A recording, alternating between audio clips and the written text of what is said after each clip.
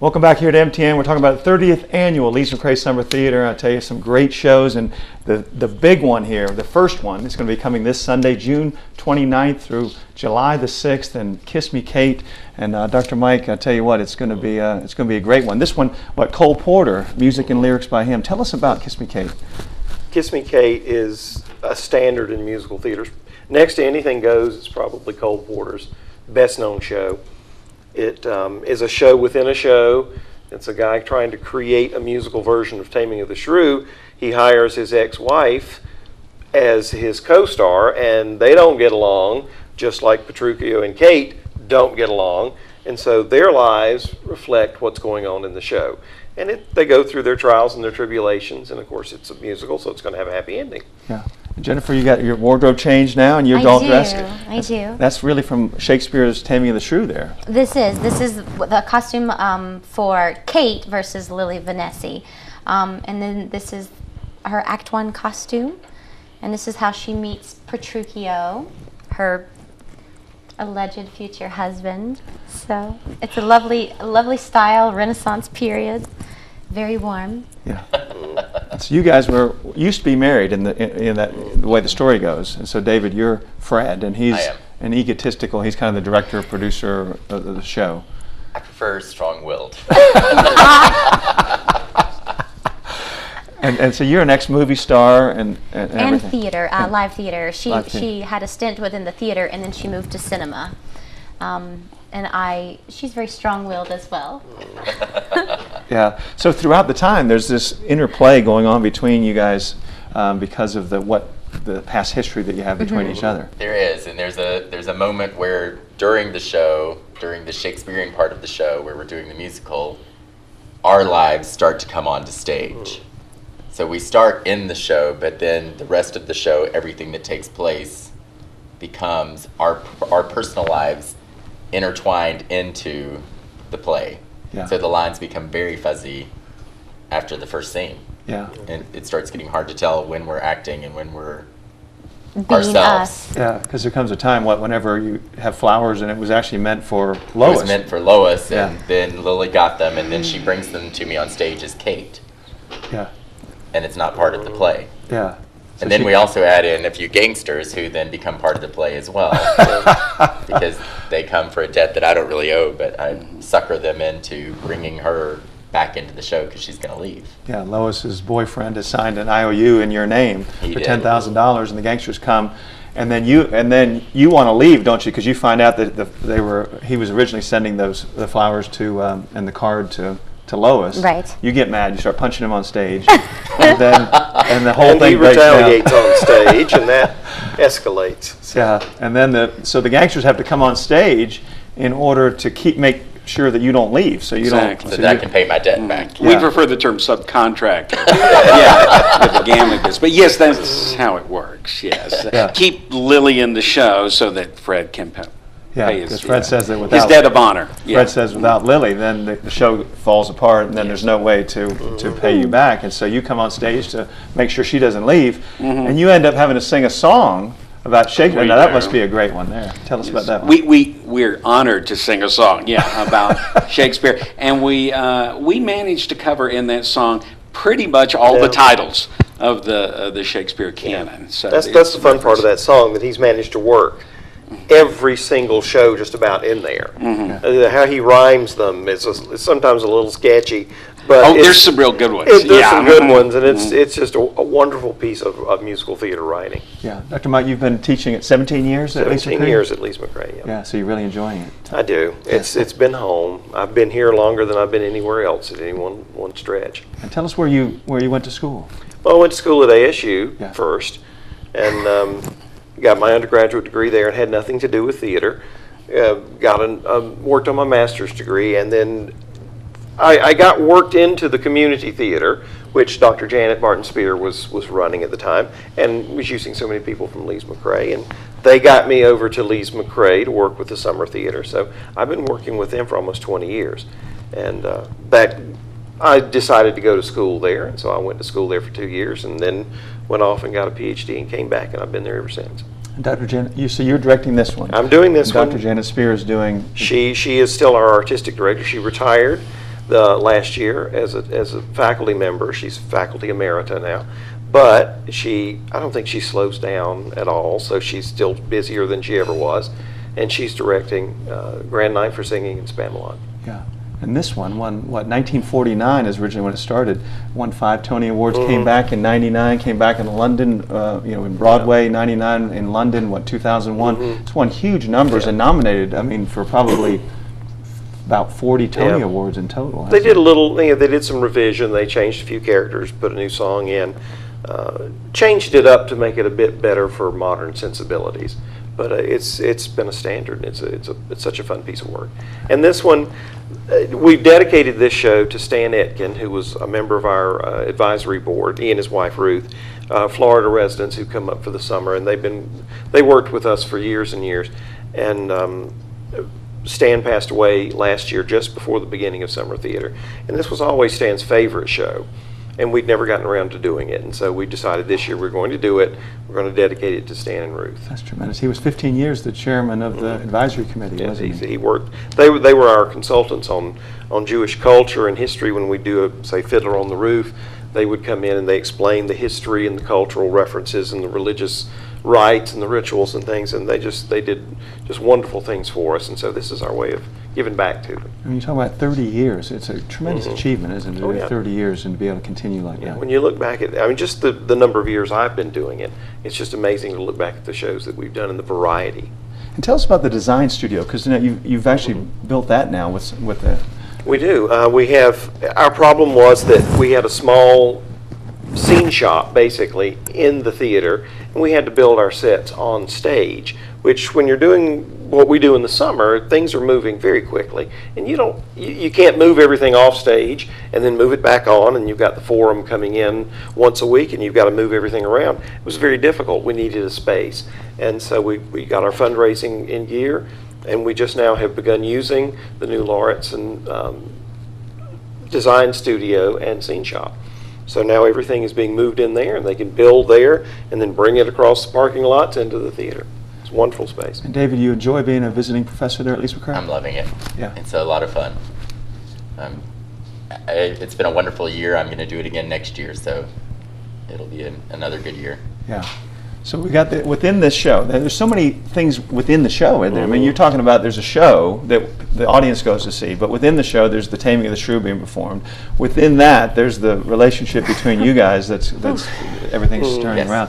So there's so many different levels of this, isn't there? Oh yeah, it's very fun, and it's kind of like Spamalot in that it's the show within the show. It's kind of paying tribute to musicals, and of course this has just got great music. Everybody knows the Cole Porter songs. Yeah, and Cole Porter's greatest, and it was made into a film in 1953, and then it was also been at least 4 television productions of it. Yeah. So I mean, it's hugely popular. Oh, hugely popular. Yeah, so it's tremendous. And what you guys are going to sing us a song. Tell us what song you're going to sing today. Well, actually, it kind of spawns from a memory that we both have. There actually is a time in the show where we are getting along, and we start reminiscing about one of our first or second productions that we performed together, and we try to think of how the song went, and the song is called Wunderbar. And then we start remembering, and as we are remembering and recollecting our thoughts, we are performing them in front of the audience in our dressing rooms. Yeah. So I guess to get the pre-show jitters out. And it also, for our characters, it's a reconnection in a nice way, because we tend to go at each other. Our relationship tends to be very volatile, but this is a happy memory. Yeah. So that's great. So it brings you guys, it reminds you of fond memories. It brings you closer together. It does. Reminds me that we don't always fight. Yeah. So it's another one of Cole Porter's best known songs. Yeah. So would you mind singing that for us now? Oh, we'd love to. All right, it'd be great. No, dear, we were both in the chorus. There was a waltz in it, remember? Something about a bar. Da da dee, da da dee, la da dee, da dee, da dee. Ja, madame, you look ravishing tonight. You have made me the happiest of men. Your Highness! Wunderbar! Wunderbar! Wunderbar! What a bright shining star, like our love, it's wunderbar. Gazing down on the Jungfrau, From our secret chalet for two, let us drink Liebchen mine. in the moonlight benign, To the joy of our dream come true. Wunderbar, wunderbar, what a perfect night for love. here am I, here you are. Why, it's truly wunderbar, wunderbar, wunderbar. We're alone and hand in glove. Not a cloud near or far. Why, it's more than wunderbar. Say you care, dear. For you madly, Say you long, dear. for your kiss, Do you sweetly, darling, gladly. my Stephen, And you're mine, dear. Wunderbar, wunderbar, there's our favorite star above.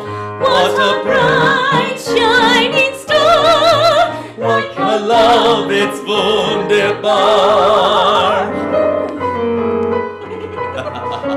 You're a much better dancer than I recall.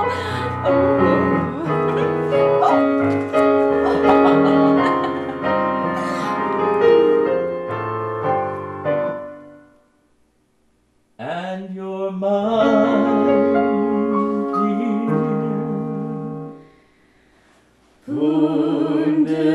Wunderbar, wunderbar, there's our favorite star above. What a bright shining star, like our love is wunderbar.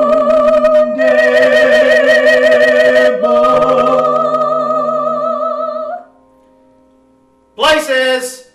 That was tremendous. Thanks so much for singing that for us and everything. And Paul Adamson on the company, he does a great job. 18 As years he's always. been there. Yeah, so it's great to have him on here too also. And Bob, do you enjoy, with in the show, you're in some Shakespearean costume yourself. Here you yeah. are as a gangster and you're dressed in Shakespearean costume. That's a real contrast, isn't it? My character really enjoys being on stage. He considers himself a bit of a bon vivant and a literary critic, so he enjoys it quite a bit. My partner, he takes a little persuading to be where he is. But enjoy it quite a bit. And it's very comfortable. Look at this. This is a wonderful costume. Yeah. So who doesn't love it? Yeah. Dave, Dress up's a big part of it. Dave, you enjoy playing this part? It must be it's a big part. You can really embellish it and get out, be strong with it. It is. I had thanked Mike. Mike cast Jennifer and I, and I've thanked him for his direction and his freedom because I couldn't do the show with somebody other than Jen because we have to fight a lot in the show, but it has to be comedic. But it also has to have some feeling, and there has to be a lot of trust. Yeah. They beat each other a lot in this show, so. But in a very funny way. It's not Virginia Woolf. It's very comedic. And Jennifer, we talked before about A Grand Night for Singing and why you like that the best. Now, if you're looking at Kiss Me Kate, in comparison to Spamalot and A Grand Night for Singing, what do you really like special about this? That's tricky because coming into this role, she is definitely one of the most difficult roles I've ever played. She has to be a little temperamental as Lily, but then she also has to play a shrew as in the Taming of the Shrew.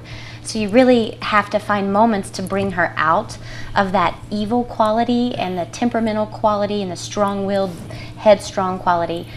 But I feel like I've finally found a beautiful arc and circle where she has moments of finding her passion and finding her love for theater and finding her love for her ex-husband, and she's a little bit funny and she's a little bit quirky and she still has that bite to her. So it's so much fun playing that array of emotions for me. So it's a great challenge. Yes. Yeah. I'm sure you do a fantastic job at it. Although they both do. Yeah. Oh, yeah. So we're talking this Sunday, so June the 29th, July the 6th, and tell us the rundown then of the shows all together, Dr. Mike. Well, we open on Sunday, then we don't have a show on Monday, then we go Tuesday, Wednesday, Thursday, Friday, no show on the 4th, and then 2 shows on Saturday, and we close on Sunday. So we do that, and then you turn right around 2 weeks, less than 2 weeks later, and Grand Night for Singing opens. So they will have started rehearsals. Once we open this show, they will have started rehearsals for the next one during the day. And some of the cast members overlap, and then there's some people coming in who are only in the middle show or only in the last 2.